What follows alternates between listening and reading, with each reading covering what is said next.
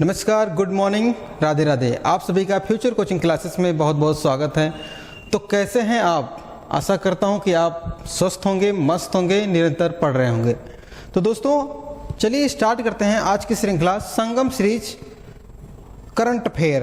Current affair आपके exam में बहुत ही महत्वपूर्ण होता है और डेली हम यहाँ पे 10 क्वेश्चन प्लस एक क्वेश्चन आपके लिए लेके आते हैं। 10 क्वेश्चनों का विस्तार से व्याख्या किया जाता है और एक क्वेश्चन आपके लिए होता है जिसका आंसर आपको कमेंट में करना होता है। तो चलिए स्टार्ट करते हैं। स्टार्ट करने से पहले 2 लाइनें आपके लिए है, गौर करिएगा। कोई फर्क नहीं पड़ता कि आप किस गांव से हैं, किस शहर से हैं, कि आपके माता पिता क्या करते हैं, कितना कमाते हैं। फर्क ये पड़ता है कि आपके सपने कितने बड़े हैं। अगर से दोस्तों आपके सपने बड़े हैं तो ज़िंदगी में आप एक अच्छी मुकाम पर जा सकते हैं। अपने उस सपनों को पूरा करने के लिए बस आपके अंदर जुनून होना चाहिए। तो चलिए स्टार्ट करते हैं। कल का क्वेश्चन था दोस्तों बेहद ही महत्वपूर्ण। कौन सा देश संयुक्त राष्ट्र मुख्यालय में परमानेंट मिशन राउंडेबल सम्मेलन की मेजबानी करेगा? तो यह कौन सा देश है? आपका ऑप्शन है कि भारत, दूसरा है मलेशिया, तीसरा है इंडोनेशिया, चौथा है जापान। तो दोस्तों आपका सही आंसर है अपना प्यारा भारत। तो भारत इसकी मेजबानी करेगा इस सम्मेलन की। तो बात आती है संयुक्त राष्ट्र की।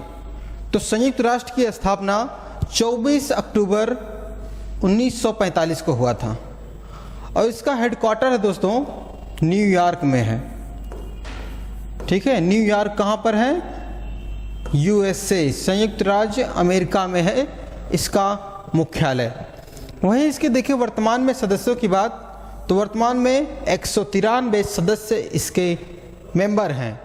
इसमें 6 प्रकार की भाषाएं हैं, आधिकारिक 6 प्रकार की भाषाएं हैं, जिनमें अंग्रेजी, फ्रेंच, अरबी, स्पेनिश, चीनी और रूस।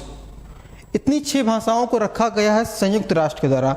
इसका पहला सम्मेलन अगर से आपसे पूछा जाए तो सैन फ्रांसिस्को में इसका पहला सम्मेलन हुआ था। क्लियर है? इसकी स्थापना हुई थी सेकेंड वर्ल्ड वॉर खत्म होने के बाद इसकी स्थापना की गई थी संयुक्त राष्ट्र का। वहीं देखें यूनेस्को, किसकी दोस्तों? यूनेस्को जो विश्व विरासत घोषित करता है, उसका मुख्यालय कहाँ पे है? तो उसका मुख्यालय है दोस्तों फ्रांस की राजधानी पेरिस में। अगर से पूछा जाए WHO world health organization, WHO इसकी हेड ऑफिस है दोस्तों जेनेवा, स्विट्जरलैंड में।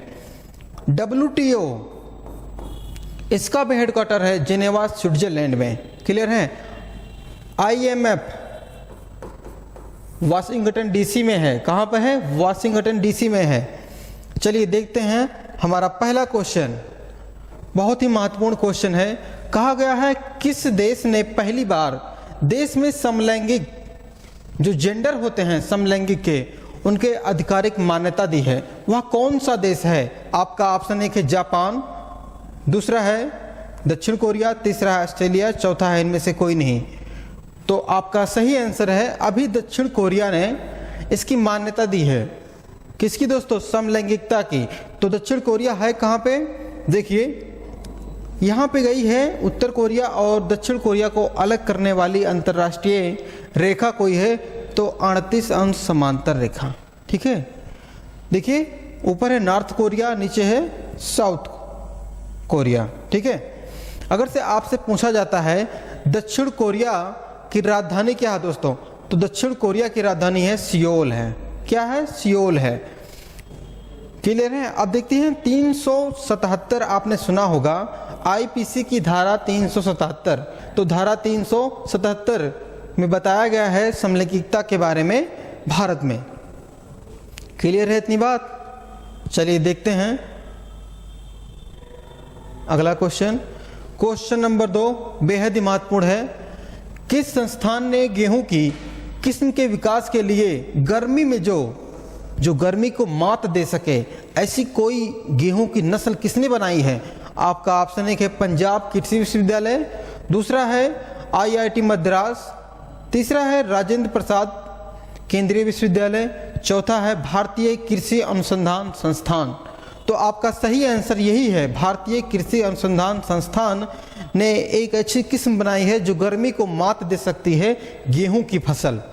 तो दोस्तों बात आती है इसकी स्थापना कब हुई थी? तो इसकी स्थापना हुई थी 1905 में। क्लियर है, भारतीय कृषि अनुसंधान की 1905 में है। अगर से इसका हेड ऑफिस पूछा जाए तो कहाँ पे है? भारत की राजधानी नई दिल्ली में है। क्लियर है, नई दिल्ली में है। यहां से क्वेश्चन बनता है भारतीय कृषि अनुसंधान परिषद की बात आएगी दोस्तों, तो आप ध्यान देंगे 1929 में परिषद जो थी, भारतीय कृषि अनुसंधान परिषद की स्थापना हुई थी 1929 में। और इसके चार मुख्यालय हैं।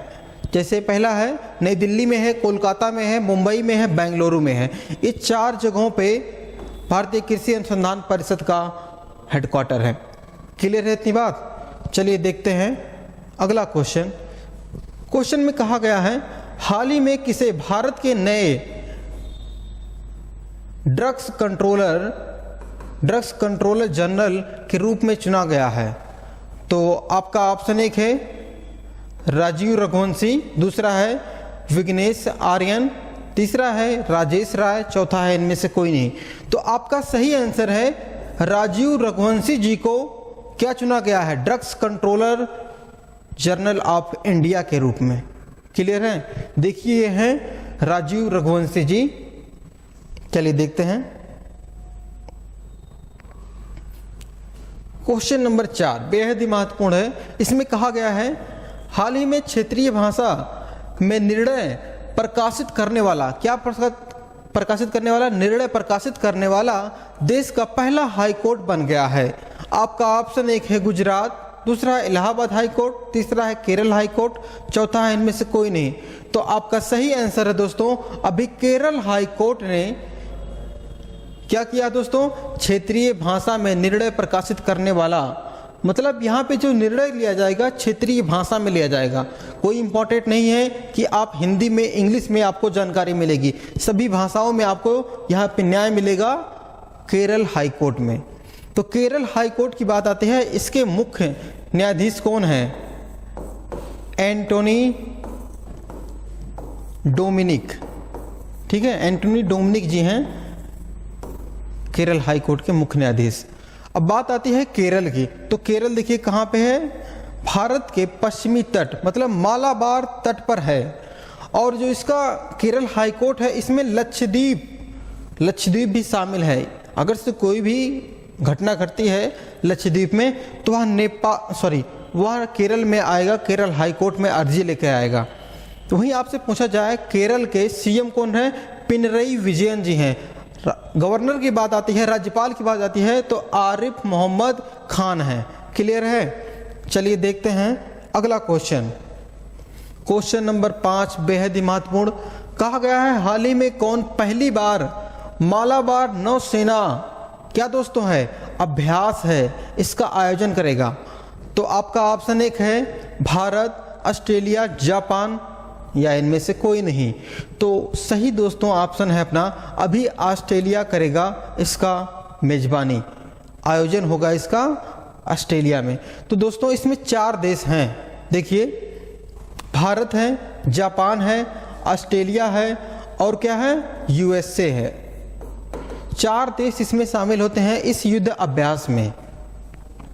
तो मालाबार तट, जैसे कि हमने बताया, भारत के पश्चिमी वाले तट को, केरल से लेके कर्नाटक के तट को मालाबार तट कहा जाता है।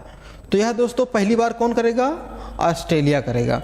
तो ऑस्ट्रेलिया की बात आती है तो ऑस्ट्रेलिया के पूर्व में है ग्रेट बैरियर रीफ और ऑस्ट्रेलिया की राजधानी है कैनबरा।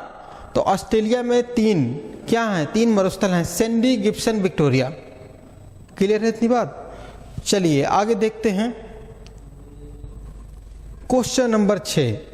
कहा गया हाल ही में किसने Modi शेपिंग्स a global order in flux नामक पुस्तक लॉन्च किया है? लॉन्च करने की बात कही गई है। तो आपका ऑप्शन 1 है नरेंद्र मोदी जी, दूसरा है पीयूष गोयल, तीसरा है जेपी नड्डा, चौथा है इनमें से कोई नहीं। तो आपका सही आंसर है दोस्तों, अभी जेपी नड्डा जी ने इस पुस्तक का क्या किया है? पुस्तक को लॉन्च किया है। जेपी नड्डा है कौन? जेपी नड्डा बीजेपी के अध्यक्ष हैं। क्या हैं? भारतीय जनता पार्टी के अध्यक्ष हैं जेपी नड्डा जी। देखिए इनकी फोटो लगी है और देखिए एस जयशंकर ने इस पुस्तक को फॉरवर्ड किया है।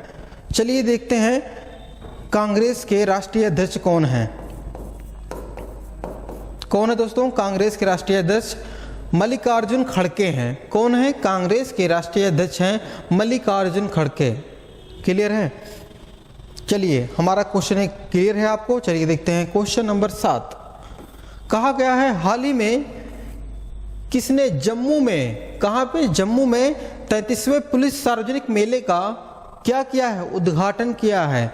आपका ऑप्शन 1 है अमित शाह, दूसरा है राजनाथ सिंह, तीसरा है मनोज सिन्हा, चौथा है इनमें से कोई नहीं। तो दोस्तों प्यारे मित्रों, इसका सही जवाब है मनोज सिन्हा जी। तो मनोज सिन्हा जी वर्तमान में क्या जम्मू कश्मीर के उपराज्यपाल हैं। ठीक है, जम्मू कश्मीर के उपराज्यपाल हैं मनोज सिन्हा जी। क्लियर है? अब जम्मू कश्मीर की बात आती है, इसकी 2 राजधानियां हैं। एक राजधानी है ग्रीष्मकालीन, दूसरी राजधानी है दोस्तों शीतकालीन। तो ग्रीष्मकालीन की बात आती है दोस्तों, तो आप ध्यान देंगे श्रीनगर है। वहीं अगर से शीतकालीन राजधानी की बात की जाए तो कौन है? जम्मू है। ठीक है, जम्मू तवी। इतनी बातें क्लियर हैं आपको। चलिए आगे देखते हैं क्वेश्चन नंबर 8। कहा गया है हाल ही में विश्वभूषण हरिश्चंद्र ने किस राज्य के राज्यपाल के रूप में शपथ लिया है? तो कौन है? विश्वभूषण हरिश्चंद्र जी हैं। आपका ऑप्शन है उड़ीसा, दूसरा है मिजोरम, तीसरा है राजस्थान, चौथा है छत्तीसगढ़। तो आपका सही आंसर है प्यारे मित्रों छत्तीसगढ़। छत्तीसगढ़ के नए राज्यपाल हो गए हैं विश्वभूषण हरिश्चंद्र जी। तो छत्तीसगढ़ की बात आती है दोस्तों, इसकी स्थापना हुई थी 1 नवंबर सन 2000 को। छत्तीसगढ़ भारत का एक राज्य हुआ। तो वर्तमान में अगर से हम देखें, छत्तीसगढ़ की राजधानी है रायपुर और इसके सीएम हैं भूपेश बघेल हैं। ठीक है, भूपेश बघेल वर्तमान में सीएम हैं छत्तीसगढ़ के। वही राज्यपाल की पूछी जाए तो विश्वभूषण जी हैं छत्तीसगढ़ के राज्यपाल। क्लियर है इतना? चलिए देखते हैं क्वेश्चन नंबर 9 अपना। क्वेश्चन में कहा गया है हाल ही में दुनिया के 6ठे सबसे क्या दोस्तों इक्विटी बाजार के रूप में कौन भारत से आगे निकल चुका है? वह कौन सा देश है दोस्तों जो भारत से आगे निकल चुका है? आपका ऑप्शन 1 है फ्रांस, दूसरा है ब्रिटेन, तीसरा है ईरान, चौथा इनमें से कोई नहीं। तो प्यारे मित्रों इसका सही जवाब है अभी इंग्लैंड। इंग्लैंड भारत से आगे निकल चुका है। क्लियर है? अब देखिए इंग्लैंड कहाँ पर है, यह देखिए यहाँ पे आपको मिल जाएगा फ्रांस, और फ्रांस और इंग्लैंड के बीच में है इंग्लिश चैनल। कौन सा चैनल? इंग्लिश चैनल है। देखिए यह कहाँ पे आता है? ये अटलांटिक महासागर में आता है। अब बात आती है ब्रिटेन में, अभी लाइफ टाइम अचीवमेंट ऑनर्स पुरस्कार से सम्मानित किया गया था भारत के पूर्व प्रधानमंत्री कौन थे? मनमोहन सिंह। मनमोहन सिंह को यह सम्मान मिला था लाइफ टाइम अचीवमेंट पुरस्कार। वहीं देखें लंदन में एक घर था। किसका घर था? दादा भाई नौरोजी जी का घर था। उस घर को ब्लू, क्या दोस्तों, ब्लू पैलेस के रूप में शामिल कर लिया गया है। किसके घर को? दादा भाई नौरोजी जी के घर को। और एक दिन के लिए जागृत यादव, ध्यान देंगे, जागृत यादव एक दिन के लिए भारत में यूके के उच्च आयुक्त के रूप में चुनी गई थी। क्लियर है इतना? चलिए देखते हैं क्वेश्चन नंबर 10। आज की श्रृंखला का हमारा लास्ट क्वेश्चन है। इसमें कहा गया है भारतीय संसद के doctor APJ Abdul Kalam life time achievement award से सम्मानित किया गया है। किसे किया गया है? आपका ऑप्शन 1 है टी रंगराजन, दूसरा है सुभाष चंद्रन, तीसरा है AVK प्रसाद, चौथा है डॉक्टर पैंगी मोहन। तो दोस्तों आपका सही आंसर है TK रंगराजन जी को यह सम्मान दिया गया है doctor APJ Abdul Kalam life time achievement पुरस्कार। क्लियर है इतना? चलिए देखते हैं आज का ब्रह्मास्त्र।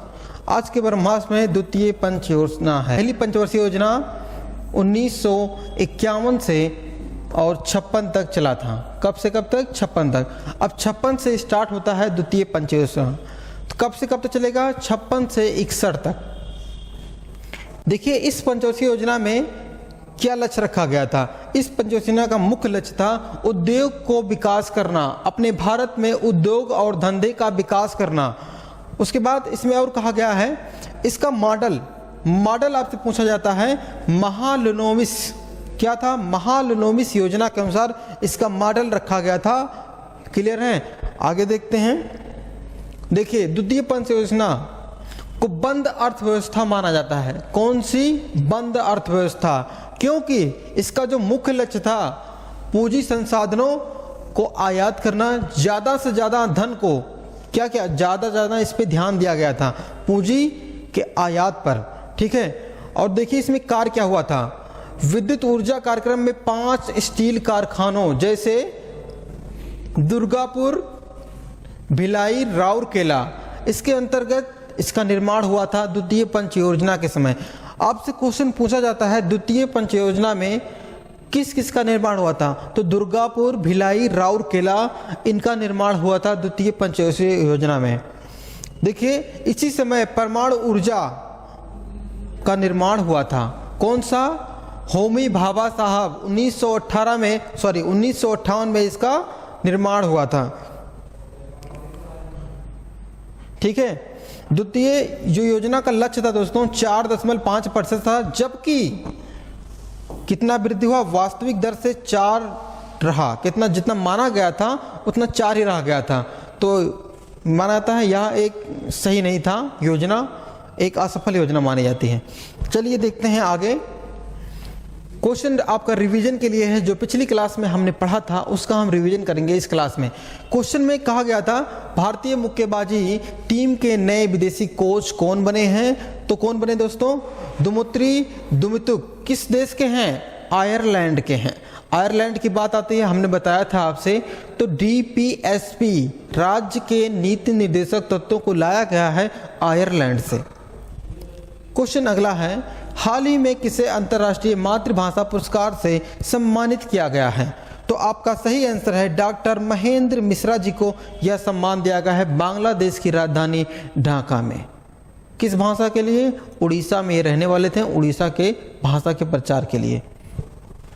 अगला क्वेश्चन कहा गया है, हाल ही में किस देश ने 800 अरब डॉलर मेगा प्रोजेक्ट मुकाब की घोषणा की है? कौन सा प्रोजेक्ट है? मुकाब। तो कौन कर रहा है? सऊदी अरब कर रहा है। ठीक है। क्वेश्चन नंबर अगला है, हाल ही में 2027 तक महिला प्रीमियम लीग के शीर्षक परियोजन का अधिकार प्राप्त किया है। कौन सी कंपनी है? हमने बताया था टाटा समूह, टाटा ग्रुप अब इसकी 2027 तक परियोजन के रूप में कार्य करेगा। क्वेश्चन नंबर 5वां है, हाल ही में 2023 अर्जेंटीना ओपन का खिताब किसने जीता था? तो आपका सही आंसर है कार्लोस अल्कराज जी ने 2023 अर्जेंटीना का पुरस्कार जीता था, खिताब जीता था। अगला है, माउंट एवरेस्ट के ऊपर कितनी ऊंचाई पर दुनिया का सबसे ऊंचा मौसम स्टेशन खोला गया है? तो दुनिया का सबसे ऊंचा मौसम स्टेशन दोस्तों 8,810 मीटर पर है। वहीं देखिए वर्तमान में अगर से देखा जाए 8,850 मीटर माउंट एवरेस्ट की हाइट हो गई है। पहले आपको 48 मिलता था, लेकिन अब यह डेटा ध्यान में रखेंगे क्योंकि जो आपको 48 वाला डाटा था वो 1954 में आका गया था। हिमालय पर्वत वर्तमान में बढ़ रहा है तो इसकी हाइट माना गया है 8,850 के समथिंग। यह क्वेश्चन दोस्तों आपके लिए है, यह क्वेश्चन बेहद ही महत्वपूर्ण है आपके एग्जाम के लिए। इसमें पूछा गया है, हाल ही में टीम इंडिया का नया किट स्पॉन्सर कौन बनेगा? कौन बनेगा दोस्तों? आपका ऑप्शन 1 है नाइक, एडिडास, पूमा, या इनमें से कोई नहीं। तो इन तीनों में से, इन तीनों कंपनियों में से टीम इंडिया का कौन बनेगा? जो लोगो छपा रहता ना उसको, उसी को कहते हैं स्पॉन्सर। ठीक है, तो कौन बनेगा दोस्तों? आपको इसका ऑप्शन जरूर दीजिएगा। आशा करते हैं कि आप इसका आंसर देंगे। तो अगर से आप हमारे इस फ्यूचर कोचिंग क्लासेस के चैनल पर नए हैं तो आप चैनल को सब्सक्राइब करिएगा। सब्सक्राइब करने के लिए बेहद ही आसान सा तरीका है। आप अपने मोबाइल के राइट साइड में जाइए, वहाँ पे एक आइकन दिखेगा कुछ इस तरह का, उसको सब्सक्राइब करिए, बेल आइकन को ऑन कर दीजिए। जब भी फ्यूचर कोचिंग क्लासेस के द्वारा कोई भी वीडियो पड़ती है तो सबसे पहले आपको उसका नोटिफिकेशन मिले। तो इसलिए आप भी अपडेट रहिए, बेल आइकन को ऑन करिए। वीडियो अच्छा लगा है वीडियो को लाइक करिए, अपने दोस्तों के पास शेयर करिए। तो मिलते हैं अगली क्लास में बेहतरीन 10 महत्वपूर्ण क्वेश्चनों के साथ जो आपके एग्जाम में आएंगे, 100% आएंगे यहाँ से क्वेश्चन। तो चलिए इसी विश्वास के साथ क्लास को हम समाप्त करते हैं। मिलते हैं नेक्स्ट वीडियो में, तब तक के लिए जय हिंद, धन्यवाद।